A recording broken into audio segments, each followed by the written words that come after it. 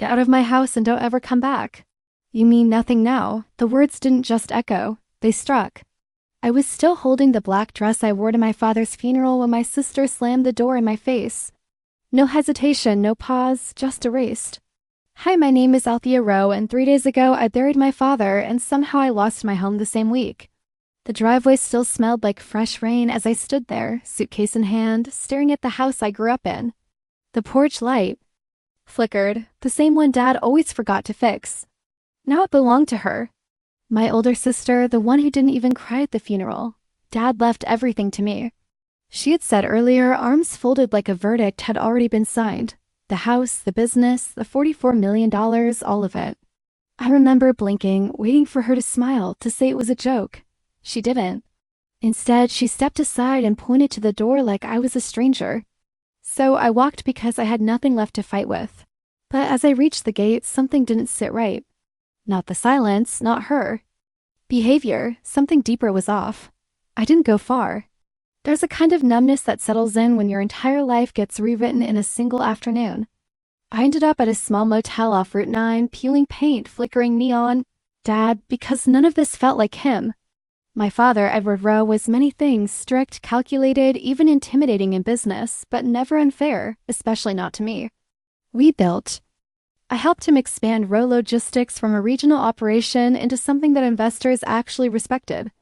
Late nights, spreadsheets, negotiations, I was there for all of it. My sister, she barely showed up.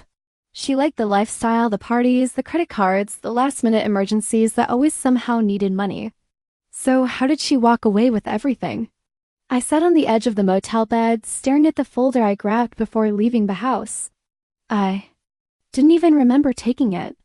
Inside were old documents, contracts, notes, and one name circled in Dad's handwriting, Mr. Halverson, attorney. I froze because I suddenly remembered something he said a week before he died. Alva, when the time comes, don't trust what you hear. Read everything.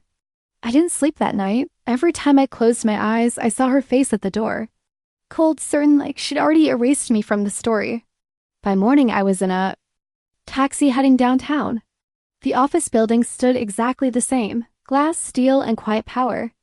Halverson and Pike, Dad trusted them for everything, which meant if there was truth anywhere, it was here. The receptionist smiled politely. Do you have an appointment? No, I said steady, but my father did. A few minutes later, I was sitting across from a man in his 60s, sharp eyes, composed posture. Mr. Halverson? I asked. He nodded slowly.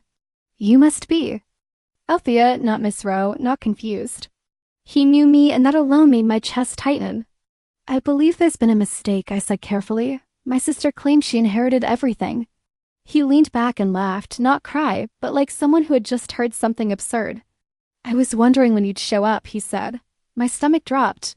Althea, did you even read the will? The room went completely still. Because I hadn't, and suddenly I realized that might have been exactly what my sister was counting on. Signed, witnessed, filed. I stared at the pages, legal language, paragraphs, clauses, but one line stood out immediately.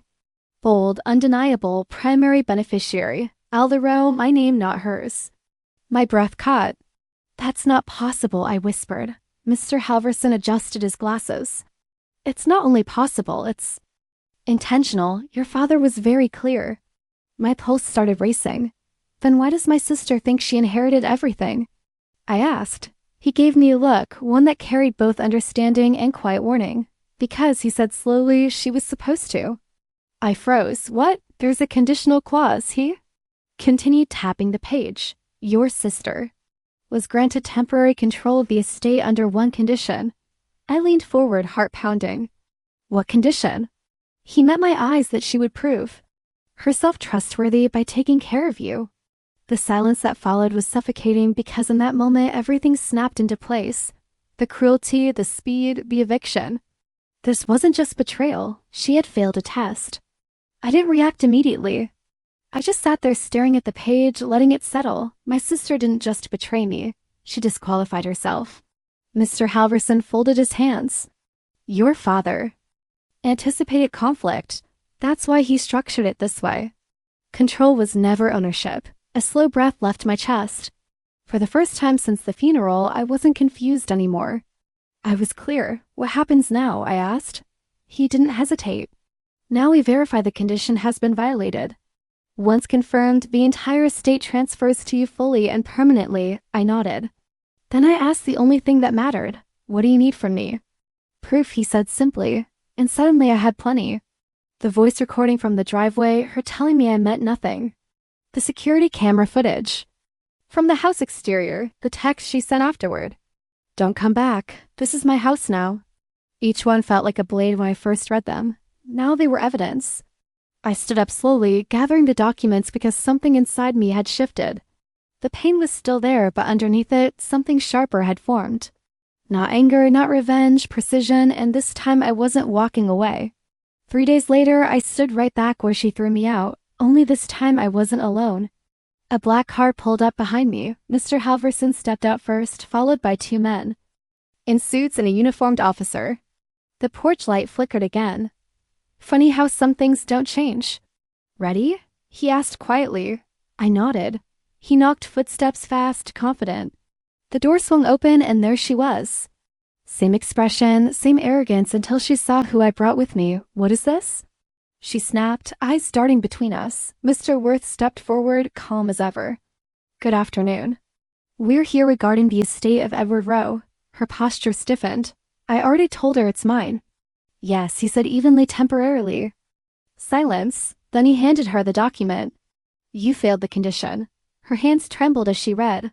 No, that's not. It is, he interrupted. You were required to provide care and residence to your sister. Instead, you removed her from the property. Her face drained of color. You forfeited everything. The words landed like thunder. And for the first time, she looked at me not with superiority, but fear. No, you can't do this. Her voice cracked in a way I had never heard before. The same girl who stood over me days ago like a queen was now gripping the door frame just to stay steady. This is my house, she whispered. But even she didn't believe it anymore. Mr. Halverson didn't raise his voice. He didn't need to. It was never yours. The officer stepped forward slightly. Not aggressive, just present. Enough to make reality sink in. She turned to me then, really looked at me. Not through me, not above me, at me. Alva, please, she said, her tone shifting fast, desperation bleeding through every word. We can fix this. I didn't know, I thought. You thought I didn't matter, I said quietly. That hit harder than anything else. Her eyes filled instantly. I was scared. Everything happened so fast. You showed me exactly who you are. I cut in. Calm, steady. And that calm terrified her more than anger ever could. Mr. Halverson closed the folder. Miss, you'll need to vacate the property. The silence that followed wasn't loud. It was hollow because she finally understood.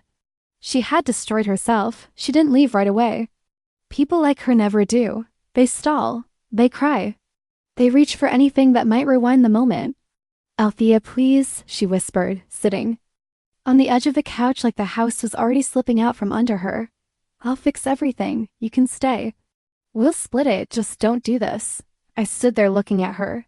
The same living room, the same walls, but everything felt different now, not because I won, but because I finally saw clearly.